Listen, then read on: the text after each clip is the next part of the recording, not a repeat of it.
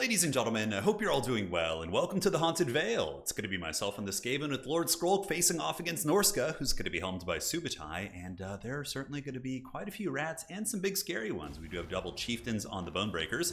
They're to fight against the trolls and other big threats, and of course Big Stinky himself. So I do like Skrolh in this matchup.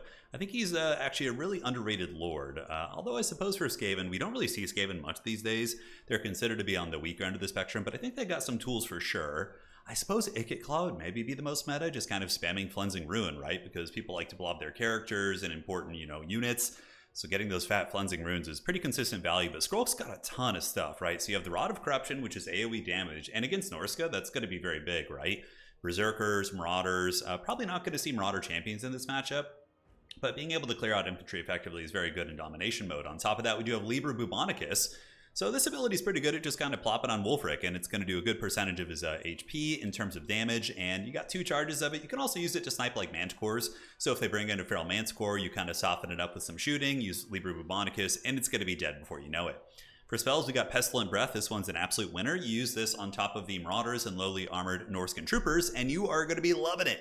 And Vermintide. Aside from that, he does have some other cool abilities and debuffs, and he's going to be backed up by 2 chieftains. So Skrolh is very vulnerable, right? And just like we talked about, Manticores can come in and just absolutely do a number on him with Wulfrik and Hunter of Champions. So having 2 big, thick chieftains here to bodyguard him is great. And Hadri's actually turned me on this a long time ago, but I do think the double chieftain is kind of a cool strategy. Aside from that, front line's going to be clan rats with some Skaven slaves. We do have 1 Deathglow Bombardier. I found that these things are pretty good. They are 900, so they're expensive, but with Skaven, I don't really like to, against aggressive factions, have more than 1 weapons teams out of the gate. So I'm just going to bring Death Globes and focus on protecting them and see if I can get some good value on the rest of the units. Skaven slaves in the bushes and some Night Runner slings on the outside to throw at trolls.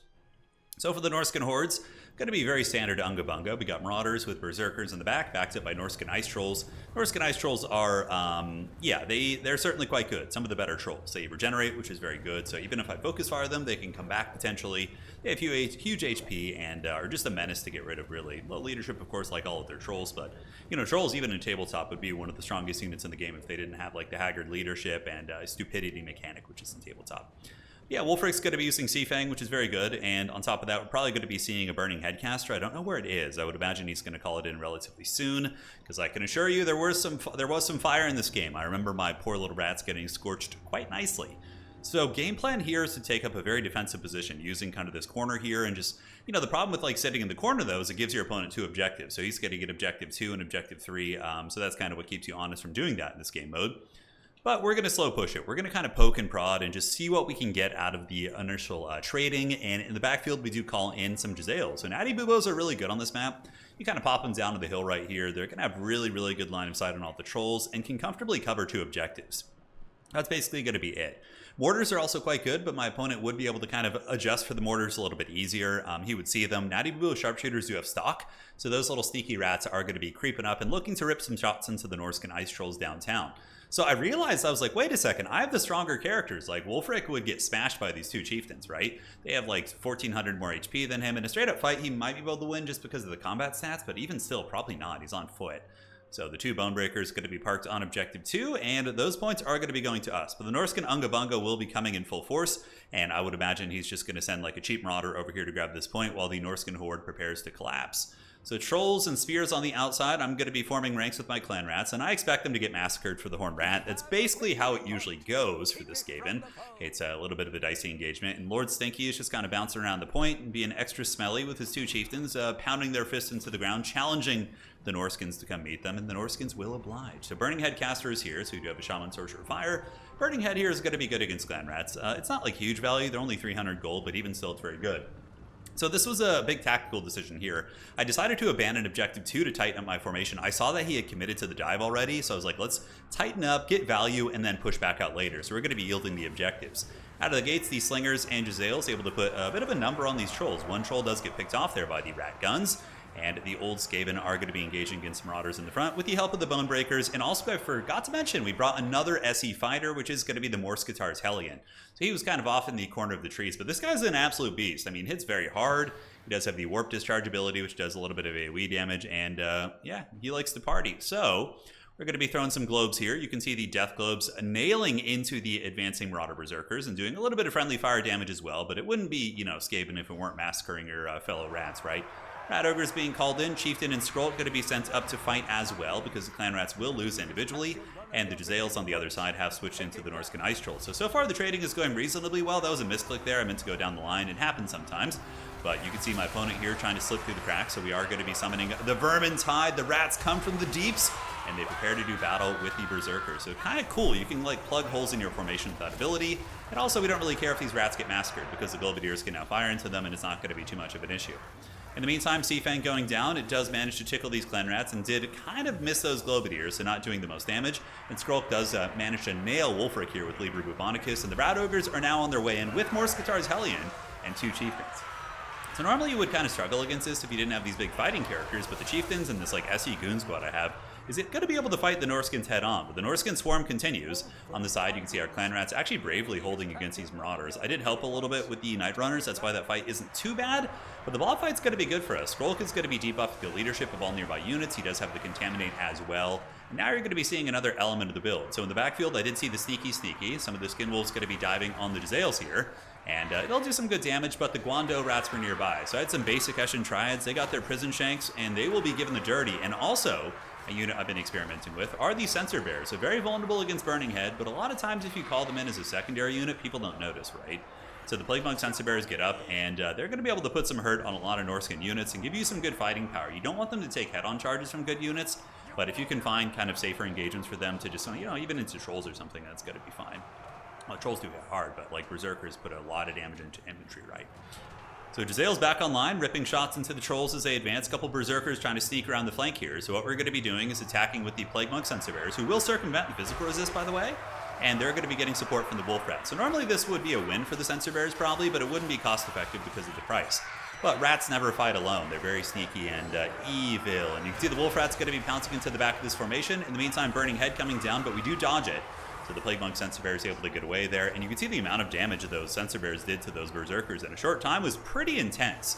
Now, it's a big deal for us to win this fight. He's pulling the value back a little bit. I was up massively because of the shooting, and he does have me triple caps right now, which is very dodgy, right? So still a very, very close game, and he is creeping the value back. And Skrolh getting attacked by a Manscore, but Skrolh does not stand alone. He's got these big Bonebreaker boys, some Ogres, and can also summon some Clan Rats if need be. So we'll see how the big Sinky does, but that Manticore certainly needs to be dealt with before it gets too much HP off my Rat King here. On the backside, Natty Boo with Sharpshooter shooting at whatever can come in, and we are going to be using the Night Runner Slings and the Eshin Triads to screen out this monstrous advance on the far side. So we got Trolls and Marauders trying to move through my ranks, but the Eshin Triads should be able to scream in there and deal with those, I am hoping. Over here, in the bushes, Clan Rats have finally emerged. I figured that he was kind of really focused on this fight over here, so we decided to do some sneaky, so some Clan Rats were called up at only 300.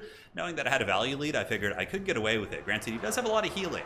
Because of all the Trolls, right? They all have access to healing. Deathglow Bombardier is actually doing decent damage against the SE, which is kind of strange. And now they're going to be throwing into the Skin Wolves as well, and I find them to be kind of a decent, you know, not all-purpose, but they're good against a couple different types of things. So Bonebreaker's just dominating that Feral Manscore. That thing gets smashed, and now Wulfrik, he's kind of in the wrong neighborhood, because this is Foot Wulfrik, right? He's not going to be able to run away on horseback like he normally would. These two Chieftains are probably going to give him a bit of an unholy beating. Yeah, you can see big damage coming in. Berserkers trying to help him out somewhat. Now the Morskatar's Hellion's going to be piling in too, and that's 3 very, very powerful SEs, which individually would still give Wulfrik a bit of challenge, but 3v1, that is going to be dodgy. So on this side, we do send in the Clan Rats, like I said, and just to make sure I didn't get owned over here by some monstrous units, we do ambush with some Ixchus Triads as well. So the intuitive thing, he might send in some Trolls, or something that he feels can easily dominate the Clan Rats that's a little bit bigger, even like some Ice Wolves, right? So that's why we decided to bring the Triads over to really bolster this objective and make sure we hold it down. But Subutai's pushing pretty hard here. I'm getting shoved back, and he is maintaining the points advantage, but with the value lead, I'm hoping that we'll have a little bit of time. We'll have to see. Wulfrik does get beaten up pretty badly here. He is routed, and now Skrolh is going to be using the Rod of Corruption, which is going to be hitting all the nearby Norscan units, doing great damage, while the Chieftains do effectively take down Wulfrik, and I will be allocating some Wolf Rats, so you don't always want to chase enemy lords off with like something that's big and expensive, because then that's taken out of the fight, right? So what I'm going to end up doing is using the Wolf Rats to hunt down Wulfrik. Kind of Wulfrik and the Wolf Rats kind of sounds like a weird band name. But even still, they're going to chase him off, and the chieftains will be called back into battle here. You can see they've been given the order to engage because Skrolh is, he needs a little bit of milk, right? He's getting punted around, and at any given second, the trolls could take him to Pound Town if he does get isolated. On the far side objective, you can see some berserkers on their way in, and we do use the clones of the Ix's triads, the decoys, to kind of screen those out. And now my clan rat's going to be having to fight berserkers. Now, normally I think the clan rat it would be a close-ish fight, considering how beat up these berserkers are, but still could be dodgy because of Skaven leadership. But we are going to be getting the triads around the backside, getting a full surround, and hopefully it'll be okay. But they do miss the charge because I was very busy microing over here, so we do get charged, unfortunately.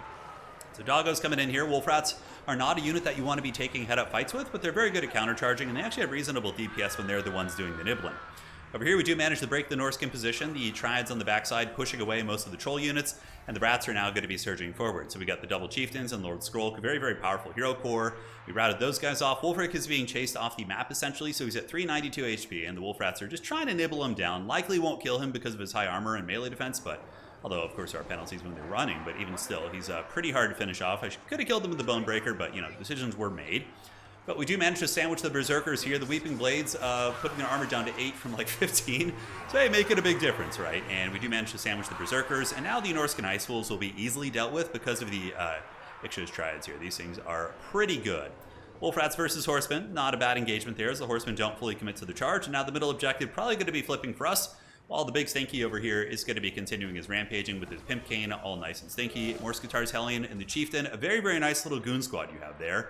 But that, ladies and gentlemen, is looking pretty rough for Norska. It's about a 3,000 value lead. This objective is in our clutches. Here we do have the Plague Monk Sensor Bears coming in for round 2.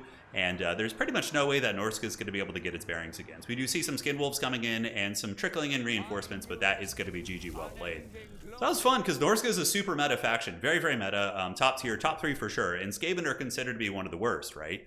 So you can kind of see that even some of the more haggard factions at times with, proper builds and, some fortune as well. Your opponent has to make some mistakes, but you can pull off the dub. So Chieftains here, I like them a lot. I thought they were great. Really good support for Skrolh. Normally, if you went Skrolh by himself, Rat Ogres can kind of protect him, but it's not the same as like a big SE that can actually take on a Manticore, right? Globadiers did 1,100. Morskatars also did quite nicely. Sensor Bears only got 300 before they died out, but I still like the utility they brought. They did end up getting caught in a second Burning Head. Arguably, you could maybe replace them for Plague Monks, but I was kind of like the magic damage and the leadership debuff is why I brought them. So, I don't know. Maybe it requires a little bit more experimentation. Jazales, of course, did great at 1,800. Wulfrik kind of got his butt kicked. I think I like him more on horseback on this matchup. He can get away. He can snipe a little bit easier. And, yeah, overall, it was pretty fun. Some javelins, maybe Marauder javelin throwers would have been very good here to punish my bigger things like my Chieftains and my Morskatar's Hellion. That was one thing the build was kind of missing. It didn't really have... I mean, yeah, Skin Wolves are really good against those things.